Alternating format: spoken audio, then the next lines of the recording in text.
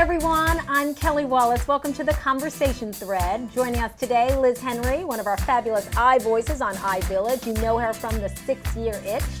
Also with us, Nicole Feliciano of Mom Trends and Carol Kane of New York City Mama. Guys, thank you so much for being here. It's so great to be here. Thank you. So I don't know if you've seen this, but Gwyneth Paltrow was talking about possibly getting a boob job. She said that, the breasts aren't quite what they used to be. She's against Botox and silicone implants and other things, but a breast correction, in her words, might not be such a bad thing. Liz, what do you make of that? I think Gwyneth Paltrow looks great, but the only breasts she should be cutting are chicken ones. Yeah.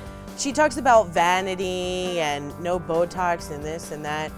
Stick to the chicken. Yeah, and it does seem a little disingenuous to criticize women who are getting viruses shot into their forehead, but saying that getting silicone put into your breasts is a more authentic transformation or correction. So just don't disparage other cosmetic enhancements, and as you said, just own it. And I'm all about moms feeling fabulous in the bodies they're in. If they can afford the changes, then go for it. Right, if that's it. But isn't that part of it, Carol, the kind of contradiction that on one hand it's all natural all the time, and on the other hand, well, if I need to do this sort of man-made thing, then I need to do it. It's, we can't put the responsibility of society on her, but if she's going to be outspoken about other people, doing whatever it is that makes them feel good, then she needs to maybe stop that and then do whatever whatever makes her feel better. Do you wonder sometimes if Gwyneth Paltrow sits there with AIDS and says, what can I say so that people talk about me? Because I feel like she's always saying outrage things. All right, this is something else. Obviously, we're in the midst, right, of the 2012 presidential election.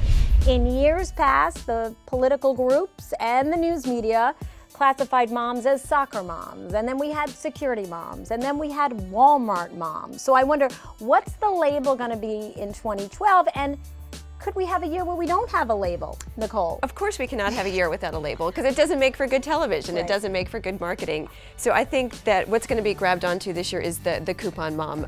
The economy still isn't healthy. And I think even in affluent and upper middle class communities, moms are still shopping with an eye on savings. And they are, certainly looking for online deals. They're looking for coupon codes. But I doubt that any moms will fully embrace being called the coupon mom or the cheap mom or whatever it may be. It has so many, like any label, you can have a negative connotation to it. So coupons to try to save money for your family, and then it turns into being a cheap mom or a bargain mom or whatever it may be. I personally hate labels. I do too, and I have to say, as someone who's guilty of using them when I was covering political campaigns in years past, it's easy, right? As you said, Nicole.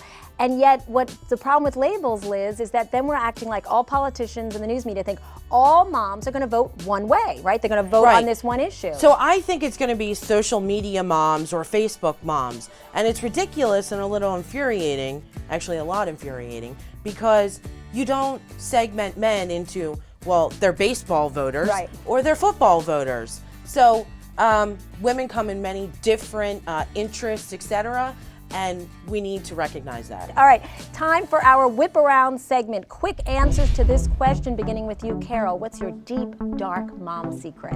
Deep, dark mom secret is that I am happily sleeping till 10 o'clock in the morning, and my kids are tearing up the house, and I'm okay with that. That's not a secret. That seems like a great thing. How can I do that?